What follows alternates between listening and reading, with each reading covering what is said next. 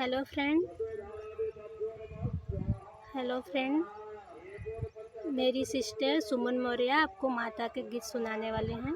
जैसा होगा वैसा वैसा कमेंट में बताना। प्लीज़ सब्सक्राइब और लाइक ज़रूर करना आप लोग।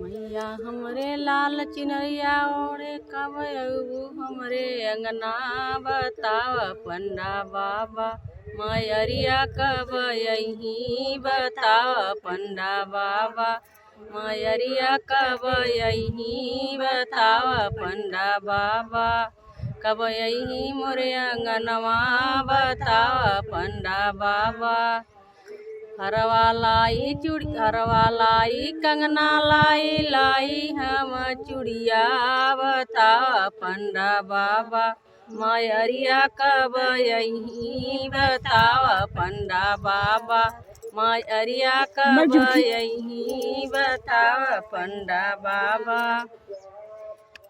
नरियर लाए चुनरी लाए हम हरवा बताव पंडा बाबा मयरिया कब यही बताव पंडा बाबा मयरिया कब यही बताव पंडा बाबा कब यही मोरे आंगनवा बताव पंडा बाबा बिछुआ लाए छागल लाए हम पहला बताव पंडा बाबा मयरिया कब यही बताव पंडा बाबा कब यही मोरे आंगनवा बताव पंडा बाबा ओढ़े मैया लाल चुनरिया रूपवा बसलौना बताव पंडा बाबा मयरिया कब यही बताव पंडा बाबा।